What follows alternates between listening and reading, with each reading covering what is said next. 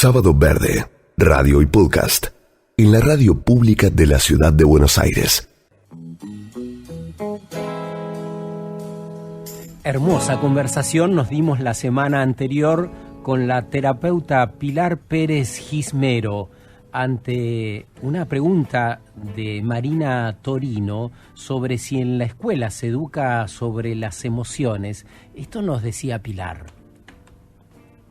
No se enseña absolutamente nada de esto. Desgraciadamente, en este sistema en el que estamos, que recalco que es disfuncional, no se enseña absolutamente nada que sea provechoso, y me atrevo a decir absolutamente nada, quitando lo más básico, ¿no? Obviamente, como puede ser, pues obviamente leer, escribir, matemáticas básicas.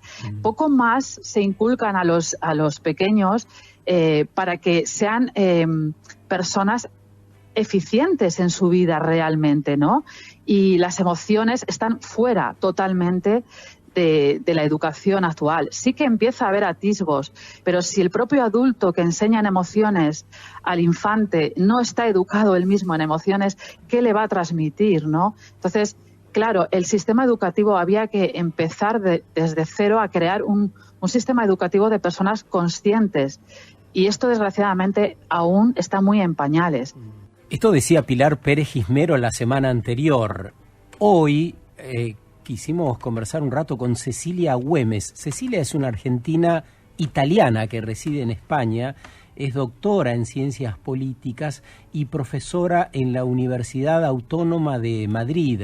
Es investigadora asociada de la Red Carolina y cofundadora del SHIGAP, es un grupo de investigación en gobierno, administración y políticas públicas. Así que es bien interesante poder escucharla sobre cómo marcha la transformación de la educación, cómo lo está viendo ella en los planes de gobierno y en la cotidiana, porque ella vive ahí. ¿Cómo está, Cecilia? Buen día en Madrid, ¿no? Sí, hola, buenos días. Gracias por la invitación. Bueno, ¿cómo está el día por ahí? Nosotros con bastante calor ya y está anunciada una temperatura que va a pasar los 30 hoy. Nosotros al revés, con mucho frío, pero mejorando la temperatura. Tuvimos una ola de frío la semana pasada y ahora mejorando. Bueno, por supuesto salimos de la idea común de que la educación resulta clave para la etapa de transformación que vivimos, ¿no? Si pensamos el nuevo paradigma como un gran abanico de posibilidades, de grandes oportunidades, necesitamos abrir mucho la cabeza y reeducarnos. ¿Qué ves que está pasando por ahí? Bueno, a ver, pasan muchas cosas. Siempre hay una tensión dentro de lo que es la universidad y de la educación universitaria, que es ¿para qué formamos? Es decir, ¿para insertar a los estudiantes en el mercado laboral o para formar ciudadanos? Esta es una tensión que atraviesa la educación siempre, ¿no? Pero intuyo que vos vas por el lado de qué pasa con las nuevas tecnologías, qué pasa con este chat y esta inteligencia artificial que ha revolucionado las últimas semanas las conversaciones. Están todas las conversaciones en todos los periódicos. ¿Qué vamos a hacer ante este avance de la tecnología, de lo digital? ¿Cómo nos va a transformar? ¿Cómo vamos a responder, digamos, en estas sociedades? Intuyo que te referís a eso. Sí, siempre es bueno tratar de desmitificar el fantasma de la tecnología y empezar a verlo como una herramienta que nos será útil en la medida en que podamos enmarcar esa herramienta y, bueno, por supuesto, darnos una organización para ese uso. Sí, adelante con eso, claro, nos interesa. Efectivamente, yo creo que hay unas visiones o muy negativas o muy positivas, ¿no? Están, por un lado, quienes dicen esto nos va a transformar y ya la gente no va a pensar, entonces hay que rechazar o prohibir el uso de estas tecnologías. Yo creo que esas son respuestas inadecuadas y que no sirven para nada porque la tecnología ya está y prohibirla no nos conduce a nada. En todo caso, lo que hay que hacer es monitorizar cómo se usa, recoger buenas prácticas de cómo utilizarla o preguntarse para qué puede ser útil, que es lo que estabas preguntándote vos. Claro, y en ese marco, lado, pero sí. Permíteme que te haga una consideración sobre esto, Cecilia. En ese marco, ¿considerás como Pilar Pérez Gismero, que escuchábamos recién, que es esencial educar sobre las emociones, que la cabeza tiene que ver, pero también el corazón y lo que nos pasa, Sí. ¿no? Efectivamente, sí, coincido con lo que decía anteriormente Pilar. la profesora, digamos, sí, Pilar. Digamos, yo creo que, a ver, y sobre todo después de la pandemia, creo que esto quedó clarísimo. Digamos, las nuevas tecnologías y todo lo que pasó nos lleva a replantearnos el papel de las emociones y el papel del cara a cara. Digamos, en una sociedad donde las ansiedades, la velocidad, la incertidumbre está a la orden del día. Digamos, hay que aprender a navegar eso y a gestionar eso con herramientas técnicas y capacidad crítica, pero también emocionalmente. O sea, y eso sí es una deuda pendiente, y coincido con Pilar en que es una deuda pendiente, que muchas veces en las universidades enseñamos a utilizar la tecnología, a sacarle partido, a encontrar la utilidad, pero no hacerle preguntas. O sea, la tecnología puede estar ahí, y el chat GP puede ser muy útil para hacer trabajos, como lo están haciendo en todos lados, y eso es un problema para la evaluación. Pero por otro lado, si no sabes formularle bien las preguntas, o no sabes qué preguntarle al chat, no te va a dar nada. ¿Qué es el chat Y ahí es GP? donde está. Es inteligencia artificial, digamos, se cruzan un montón de información, digamos, que hay dando vuelta en las web, y a partir de cruzar esa información que es ingente, te produce respuestas, pero una respuesta que está articulada de manera más o menos que parece un humano, básicamente, por ponerlo en términos claritos. Entonces, ¿qué pasa? Eso te revoluciona todo. Eso. Vos sabés que entrevistaba esta semana para la tele acá en Argentina a un especialista en tecnologías, y me hablaba de una aplicación que te redacta el texto de un modo tal que sea muy entendible para el interlocutor. Sí. Y él, que escribe Exacto. código, me decía, a mí no sabe lo que me facilita el trabajo, porque yo no sé escribir, a mí Claro no me que entiende sí. la gente con la cual trabajo, pero yo tengo que reservar la energía para lo que sé hacer. Me pareció tan razonable eso. Yo pongo el texto escrito como puedo, y después la comunicación sale del modo tal que el otro pueda entenderla. Exacto. Vos le podés pedir que te explique la teoría del cosmos, como para un niño de 10 años. Y eso lo podés hacer como una prueba, y vas a ver que la respuesta que te da el chat es la teoría del cosmos para un chico de 10 años. Sí. O le podés pedir que te escriba un poema como si fuera Borges, digamos, y te lo va a hacer. Ahora, el tema es saber preguntarle y pedirle cosas a esa tecnología. Y esa capacidad de preguntar no la aprendés de por sí. La tenés que entrenar. No Y ahí hay creo algo que de está el tema intuición, emocional también. no hay algo de intuición, Cecilia. Estoy pensando en los pibes. Yo tengo una hija de 15 años, y hay una cosa intuitiva porque no lo aprendió. La verdad que el nivel escolar es de medio para abajo, pero tiene una intuición para saber preguntar, a mi modo de ver, a no ser que sea algo más, de otro fenómeno de otra naturaleza, pero a mí me parece que la intuición entra a jugar también. ¿Qué decís? Sí, la intuición es eso, es entrenamiento. Toda la neurociencia viene demostrando que eso que llamamos intuición tiene que ver con entrenamiento neuronal a ciertas situaciones. Si tu hija se familiarizó y nació siendo nativa digital, está entrenada en saber totalmente, usar. Digamos. Claro. Sí, Cecilia Güemes, estás escuchando, es una argentina que reside en España, es doctora en ciencias políticas, muy interesada en estas cuestiones de la educación. Cecilia, ¿y dónde queda? Porque tal vez es de un prejuicio lo que te estoy preguntando, ¿no? Me pongo en abogado del diablo. Si tanto recurrimos a la tecnología, ¿dónde queda, digamos, nuestro diferencial como seres humanos? No sé si lo hago desde un prejuicio, por eso vos me corregirás que sos la experta en el tema. No, no es un prejuicio. No es para nada un prejuicio. A ver, hay cosas que pasan, como esto de las tecnologías, pero que no anulan todo el otro mundo y todo lo humano que tenemos. Por ejemplo, durante la pandemia, mucha gente empezó a ver plataformas digitales, empezó a consumir cultura en plataformas digitales, pero también a comprar libros en papel. En España creció muchísimo la venta de libros en papel para niños y jóvenes. Ay, qué interesante. Por tanto, no se anula lo otro. Claro, y eso hubo un aumento brutal en 2021. Y lo mismo te pasa con otros temas. Mira, yo he trabajado durante muchos años la confianza, cómo se construye la confianza. Digamos, y ahí el trato, el tú a tú, el estar con otro, sigue siendo clave. Lo ves en las clases. Vos podrías tomar clases online, podrías suscribirte a cualquier plataforma y tomar clases de cualquier cosa. Pero los estudiantes siguen prefiriendo venir a clase y verme, y cuando me ven presencialmente, se ve mucho más que lo que yo estoy diciendo, lo técnico. Empiezan a verme mis caras, hay como otra conexión. Sí, está y ese es algo muy vínculo, ¿no? relevante. Porque está ese Exacto. fantasma Es lo no siempre, verbal. de que la tecnología Fantasma, se va a terminar algo- suplantándonos a los seres humanos. Pero no es así. No, es lo no verbal, es lo emocional. Yo también quiero estar con otra persona, digamos, quiero ver lo que me dice, quiero reaccionar, quiero ver cómo reacciona, y lo necesitamos a eso.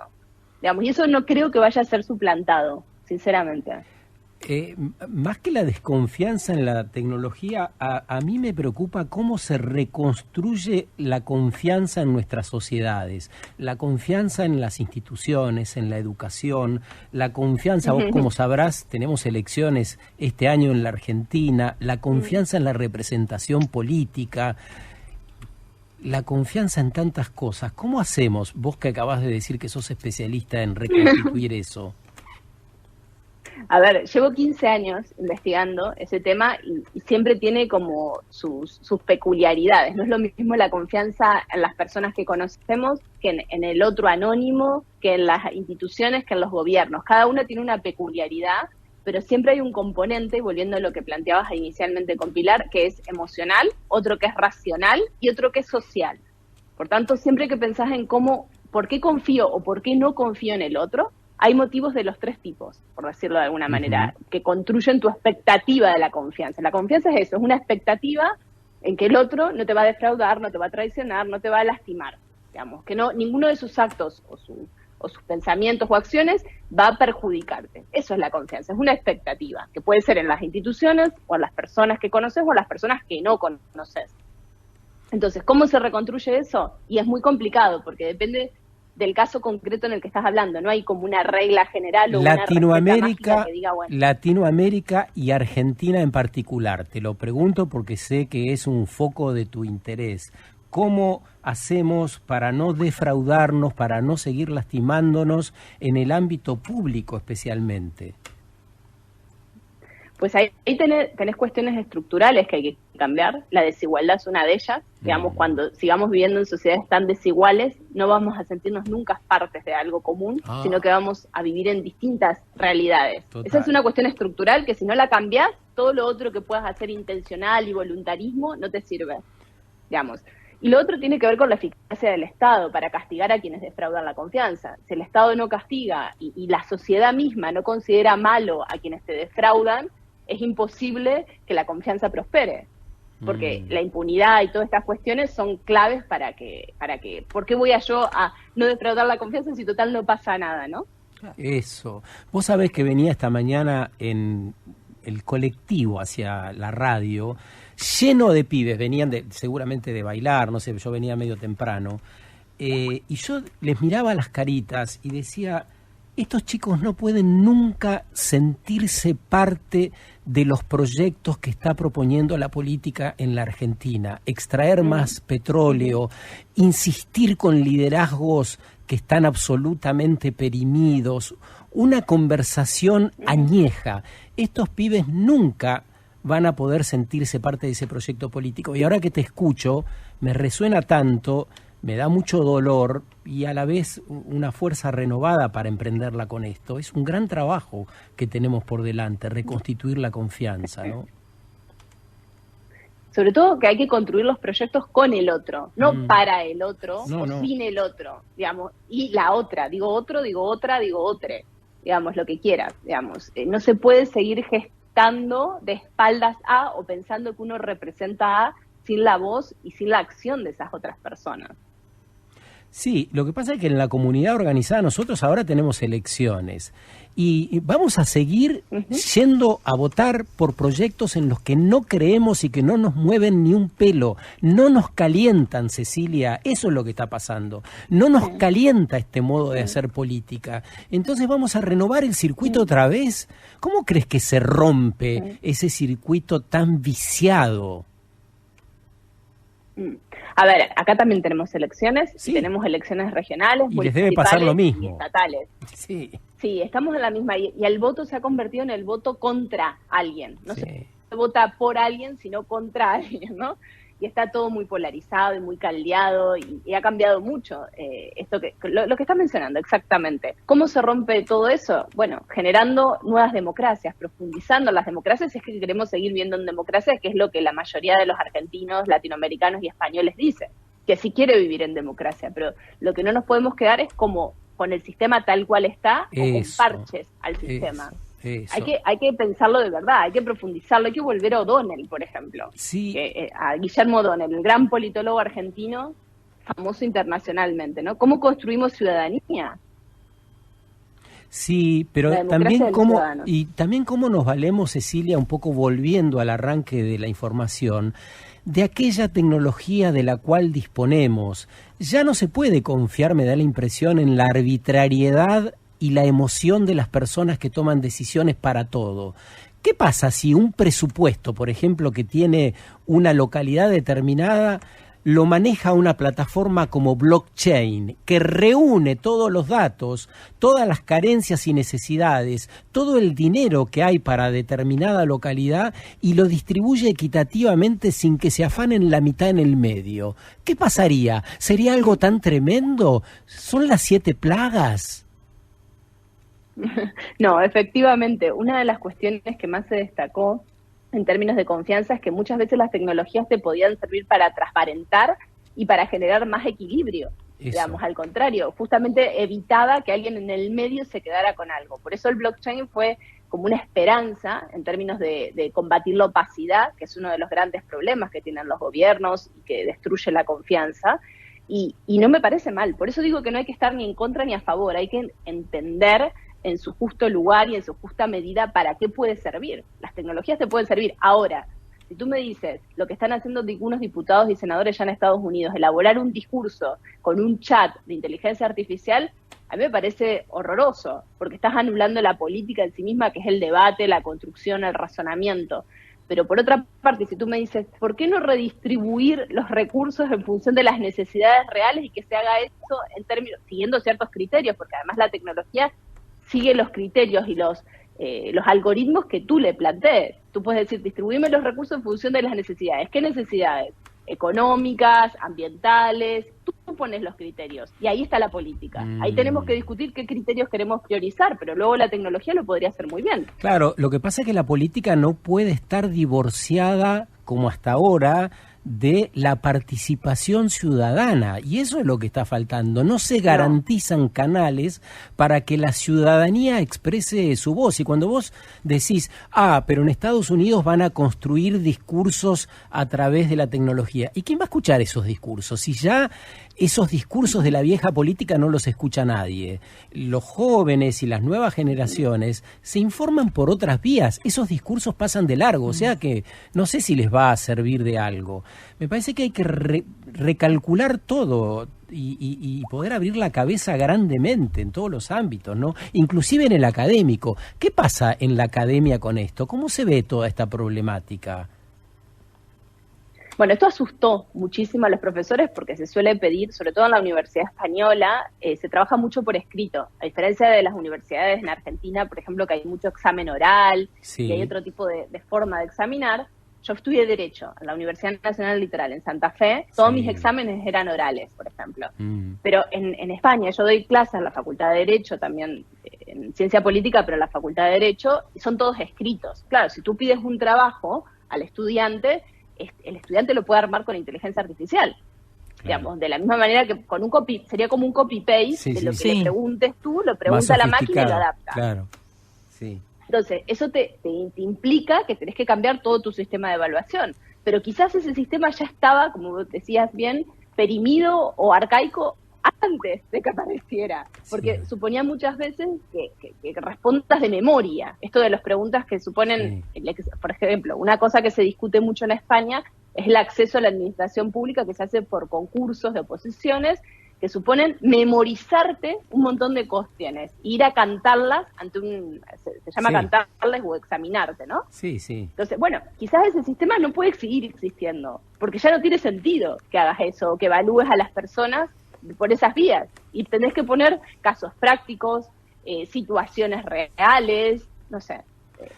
creo que lo que nos lleva es a replantearnos las maneras de evaluar. Y también te escucho y digo, ¿hasta cuándo vamos a estar en transición con esos replanteos básicos? Dar la lección de memoria, a mí me parece una cosa del siglo no sé cuánto, no del siglo XXI, del primer cuarto del siglo XXI. Acá estamos muy interesados escuchándote y hay más preguntas. Estás despertando bastante polémica en el equipo. Lo que decís, Cecilia, bueno, entonces, ¿cómo seguimos con este recorrido también en cuanto yo pensaba, las generaciones, digamos, de por ahí edades más grandes con los chicos? A veces también esto que manifestás se nota en la comunicación en general. Sí, efectivamente, pero también no hay que presuponer que los chicos, por ser chicos, manejan bien las tecnologías también, y saben utilizarlas o vienen con el chip incorporado. Muchas veces, por ejemplo, yo lo he visto mucho con mis estudiantes, que tienen 18, 19 años, muchas veces les pones que hagas ejercicios que supone el manejo comunicacional o digital, por ejemplo, hacer infografías. Yo tuve un proyecto durante 4 años de hacer infografías científicas, es decir, trasladar algo que sería textual, y en vez de un PDF, armarlo en un formato visual y comunicacional mucho más atractivo. Y uno presupone que cuando tú les dices, bueno, puedes usar este programa o esta plataforma, ellos intuitivamente lo van a saber hacer. Y no es así. Muchas veces lo que te reclaman es, explícamelo porque yo no sé usar eso. Y yo decía, pero no, ustedes naturalmente esto lo deberían tener incorporado. Y no es así. Claro. Lo mismo con los podcasts. Les ponemos ejercicios de podcast. Yo pongo otro ejercicio, que es un proyecto de investigación de innovación también en el que participo, con un profesor de la Complutense, y uno piensa que ellos van a saber manejar y mezclar rápidamente todo y armarte un podcast. Y no es así. Tienes que darles clases y explicarles, porque no es que vienen con el chip de la tecnología, nacieron. ¿Y qué pasa con las clases presenciales o a distancia? ¿Cuál es la síntesis que vienen haciendo por ahí? A ver, yo te puedo decir mi síntesis, que es, hay cosas que se pueden hacer virtuales, como pueden ser tutorías o seguimiento de trabajos, o cuando trabajan en grupos y demás, que te simplifica cuando las distancias son muy largas en las ciudades. Por ejemplo, si te lleva 1 hora y media llegar a la facultad, en cercanías, en trenes, en bus, y quizás para hacer una tutoría o para hacer una consulta, eso se puede virtualizar y ellos lo prefieren, los estudiantes. Entonces, ahí tenés. Pero por otro lado, una clase de contenidos donde vas a debatir, ellos la quieren presencial. Y nosotros también, porque no es lo mismo transmitir un contenido en plan monólogo o que parece una profesión de fe, más que una construcción científica desde el ordenador solo desde tu casa, que además todo el mundo tiene la cámara apagada, no sabes si se están escuchando, si están haciendo otra cosa. No hay interacción, no hay construcción. Sí. Déjame que te lea una noticia. Es horrible, pero además no hay construcción colectiva, y el saberse es una construcción colectiva.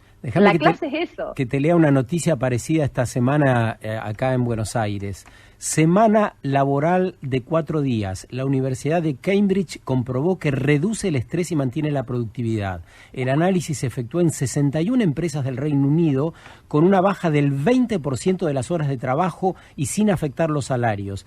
¿Qué países, implementan la nueva modalidad? En la Argentina hay una experiencia de Microsoft de trabajar 4 días y parece que la efectividad es mayor.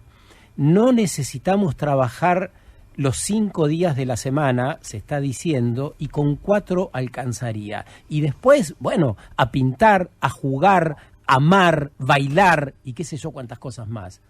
¿Cómo te suena? A mí me suena muy bien, y esto es un tema que los progresismos y las izquierdas en Europa vienen militando desde hace varios años, la semana de los 4 días. Y es interesante porque justamente la productividad no viene por el tiempo, sino por la calidad del tiempo y por la posibilidad de conciliar, digamos, tu vida profesional con tu vida personal, no necesariamente familiar, porque si no caemos en conservadurismo, ¿no? En esto de solamente pensar que la familia es lo que hay que conciliar, sino la vida personal, el ocio, los amigos y demás, ¿no? Pero me preocupa una cosa con esto, que es que no todo el mundo puede permitirse trabajar 4 días. ¿Por qué? Es decir, hay tipos de profesiones y hay brechas, porque normalmente muchas veces estas discusiones se mantienen en términos que son más cualificados, ¿no? Entonces, o en Microsoft me estás diciendo, claro, o nosotros los profesores, pero también hay que pensarlo cómo lo podemos implementar a esta semana de los 4 días en todo tipo de profesiones, para que no las brechas sociales no se traduzcan Pero en perdón, nuevas brechas. ¿quiénes quedarían afuera? ¿Quiénes Eso. quedarían afuera de esto? Porque se supone que el proyecto es ganando lo que tiene que ganar una persona. Vos sabés que en Argentina, y lo sabrás, un taxista tiene que laburar 12 horas. No solo un taxista, un médico también tiene que laburar 12. Una maestra labura 12 horas en la Argentina. La mayoría de las personas laburan mucho tiempo y cobran muy poco. Lo que se dice es una transición hacia una mejor vida incluiría Sí. trabajar menos horas, pero ganar lo suficiente para el sustento. Porque si no, yo no me Exacto. puedo ir a pintar, no me puedo ir a hacer deportes, no puedo hacer un curso de escultura si no estoy ganando lo suficiente para llevar a casa, ¿no? Perdón, Cecilia, para Exacto. sumar a esto que está diciendo Sergio, también esto de no fichar tantas horas, que se cumplan tantas horas dentro de los trabajos muchas veces inactivas, ¿no? Sin Sí, actividad. ese es otro aspecto, la ¿no? organización. A veces Claro, estás al exacto. pedo. Yo he conocido Exacto, gente que pero hay que fichaba hacer. rigurosamente en un trabajo que tenía hace mucho. Se sentaban con el diario de papel, porque hablo de hace años, y entonces se pasaban así. Entonces Y a eso tomar es un mate. trabajo improductivo. Además, eso desvaloriza el trabajo. Exacto. Y las ganas y la motivación, ¿no? Que va todo en el circuito con esto. Y arruina la calidad de las personas, ¿no? En cada función. ¿Qué te parece, Cecilia? A ver, efectivamente, creo que hay varias cuestiones. Lo de calentar la silla, se dice acá, ¿no? Exacto. Esto de calentar la Sí, silla muy bien. porque sí, no tiene mucho sentido. Pero yo lo que me refería antes era con lo de la semana de las 4 días, es que tiene que estar asociado al cambio en el mundo del trabajo. Totalmente. Claro, a La idea una de regulación estar- también, ¿no? Exacto, esto lo vienen llevando los sindicatos alemanes desde hace muchos años, requiriéndolo, digamos. Lo que no se puede asociar es lo de los 4 días a lo digital y a que solo lo haga parte de la población, No, la, claro. la más calificada y la más privilegiada. Eso es lo que quería transmitir. Sí. Claro. Sino a repensar el mundo del trabajo en serio. Digamos, tenemos que trabajar tanto tiempo, tiene que estar todo centrado en el trabajo, digamos, que es como terrible, ¿no? Esas son las grandes Lo, preguntas. lo productivo por sobre lo reproductivo, lo productivo por sobre el ocio, lo productivo por sobre la vida, ¿no? Estás escuchando a Cecilia Güemes, es una argentina que reside en España. ¿Cuánto tiempo hace que estás ahí? ¿Estás contenta con lo que haces? Se te nota el tú, Sí, estoy muy feliz. que se te mete por ahí el tú.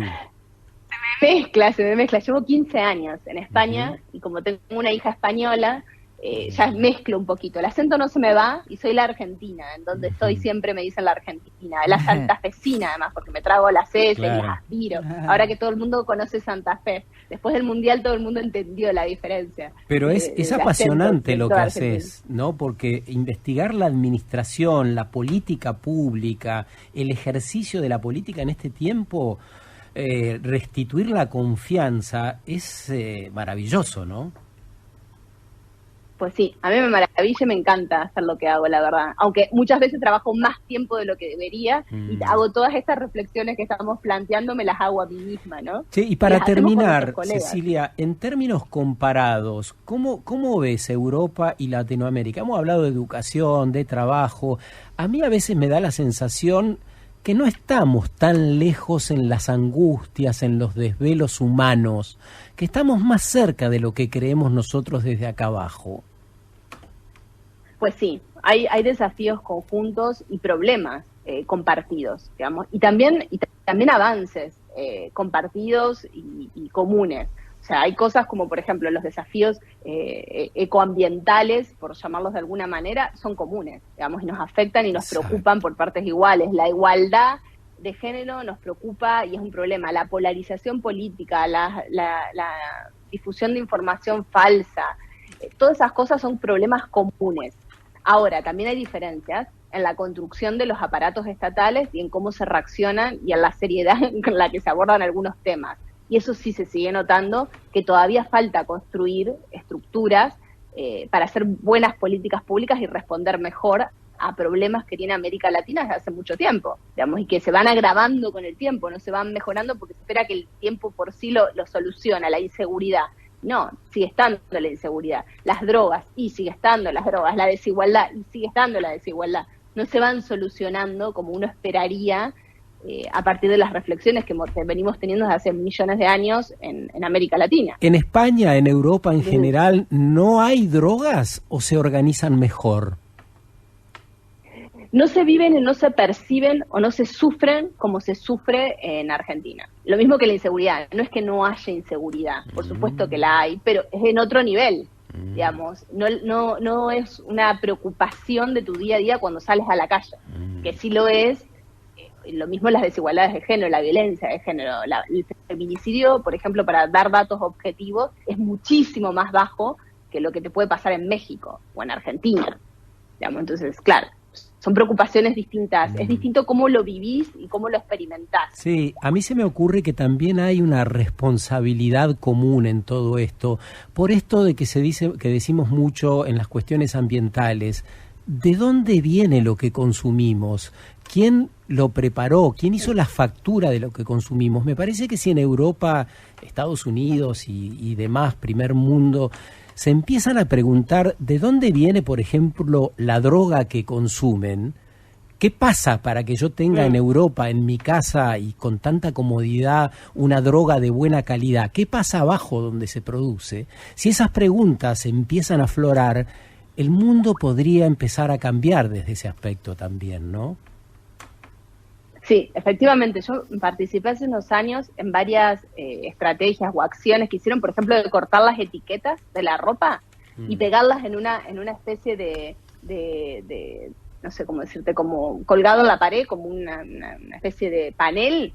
Entonces veías de dónde venía la ropa, dónde se producía, qué valores había en donde se producía, qué vulneraciones a los derechos humanos tenía y al medio ambiente. Bueno, sí, hay ejercicios de esos todo el tiempo y hay una juventud muy sensibilizada con todas estas cuestiones. Bueno. ¿De dónde viene lo que yo consumo? Sí. El problema es que después no se traduce en regulaciones o penalizaciones a las empresas que violan eso, ¿no? Entonces ahí tenés un gap que todavía está por resolver.